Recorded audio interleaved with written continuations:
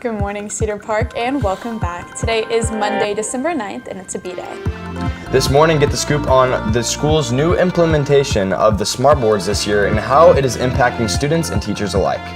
Also, in this morning's brief, find out about what's been causing McDonald's massive E. coli outbreak.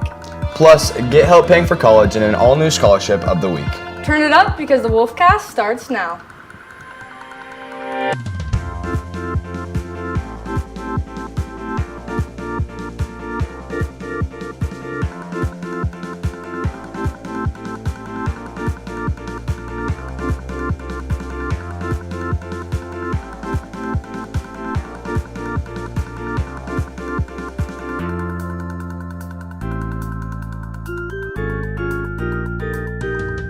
Good morning, I'm Austin Makaborski in for Reed Cummins, and I'm here today with Kira Cox and Lulu Lynch. This year, the school's projectors have been replaced by something new. Touchscreen smart boards have recently been installed, and teachers have mixed opinions. Here's Brianna Aguilar with more. Students are still adjusting to the newly installed touchscreens. Teachers use these boards to change the way of teaching their students in a more hands-on experience. Gilberto Pedraza shares what he thinks about them. I think it's a great resource. I think that it's great for us to learn as teachers, for us to kind of broaden our horizon. But since the technology is so new, it can be sometimes frustrating to get the hang of. Sometimes even requiring the help of tech-savvy students, says Pedraza. Kids are younger. They know how to, heck, some of the kids know how to use it better than some of the adults. So it's really good, I think. To see the assignments, they added a student account to the screen and logged into the teacher's Google Classroom. Miss Gage is one of the teachers that likes the panels. Her favorite feature about the updated panels is being able to open Classroom on it, and again, being able to see exactly what the students see and if a website isn't going to open and that kind of thing, so I can kind of prep a little bit better. Thanks, Brianna. Remember to pardon the dust as teachers and students alike get accustomed to these new screens, which will hopefully be transforming our education for many years to come. Next, Landon Reed is in the studio with today's headlines in this morning's brief, but first, these announcements.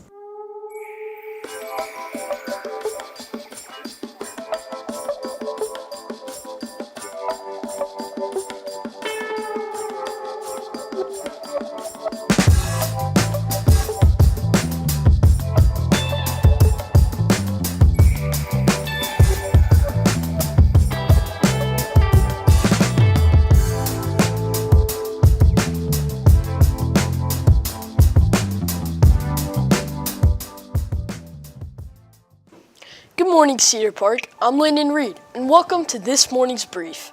First, President-elect Trump had his first sit-down interview since his second White House term aired Sunday, giving the public a view into his mindset as he prepares to return to office. Trump spoke with Meet the Press moderator Kristen Welker, and the two discussed Trump's plans for his first day in office, some of his cabinet choices, and whether he would like the Justice Department to go after his critics and rivals. They also discussed immigration laws as well as Robert F. Kennedy Jr.'s plans to make America healthy again. Next, UT just finished its first SEC championship game against the Georgia Bulldogs, but sadly lost 22-19 in overtime. The Longhorns traveled to Atlanta, where they played the Dogs at Mercedes-Benz Stadium. The game was an intense matchup, given these teams had played each other earlier in the season, with Georgia winning that game. The first half started off slow, with the Dogs only scoring 3 points and the Longhorns 6. But as the game progressed, it became quite thrilling, with Texas scoring a crucial field goal to tie the game with 18 seconds left in the fourth quarter. Unfortunately, in overtime, the Hordes would only pick up a field goal and the Dogs would score a touchdown, making them SEC champs. Finally, McDonald's discovers what caused its large E. coli outbreak. In the middle of September, multiple people would report getting an E. coli infection after eating a McDonald's Quarter Pounder, which after 2.5 months would eventually link to slivered onions served on McDonald's Quarter Pounders in 14 states and connected to 104 illnesses, including 1 death.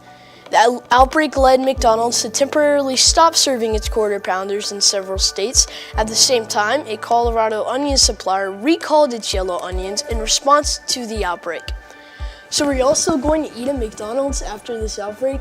Here's my thing. I remember we talked about this in September when it actually happened, and I still stand by my answer of like, not really, but also Really?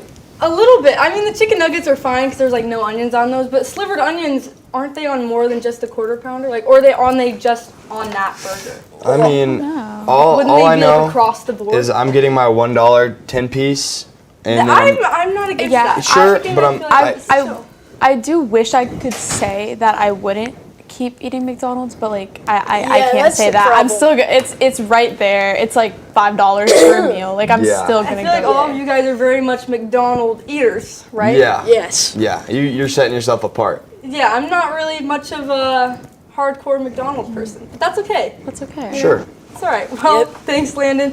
We'll be right back with an all-new sports report right after this break.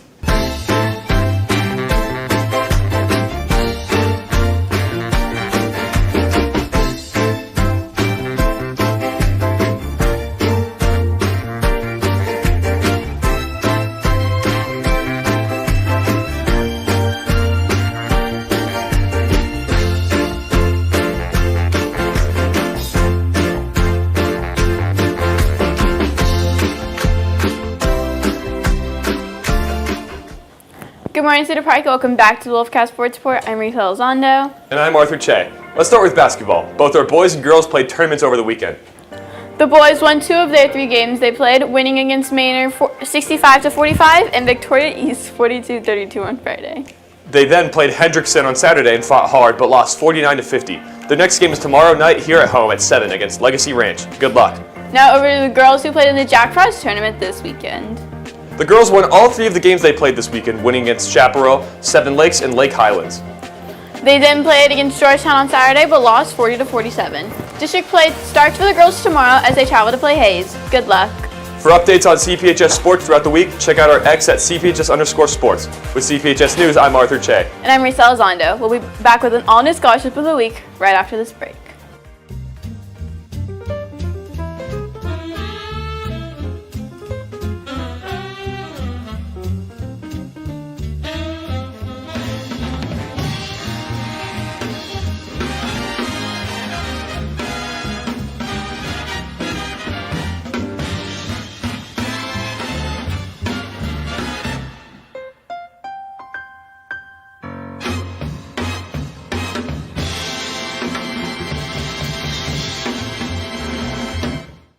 Good morning, Cedar Park. I'm Jack Cooper here with today's Scholarship of the Week. This week's Scholarship of the Week is the Flip Foundation Scholarship. The scholarship awards students who have showcased creativity and intuition. To apply, students must submit a creative project as well as an application form to be eligible. To be eligible, students must have a GPA ranging between 2.5 to 3.5. You must be a high school senior, and the deadline is March 10th, 2025. For more updates on scholarships, make sure to check out our Instagram at CPHS News. With CPHS News, I'm Jack Cooper. Back to you guys. Thanks, Jack, and that's today's Wolfcast. Thank you for taking the time to join us during your den. You can catch anything you missed and more on our X, YouTube, or TikTok at CPHS News. Catch tomorrow's show for a look into the scene behind Austin FC. With CPHS News, I'm Lou Lynch. I'm Austin Makaborski. And I'm Kira Cox. Friends, make it a great day or not. The choice is yours. Have a very merry Monday.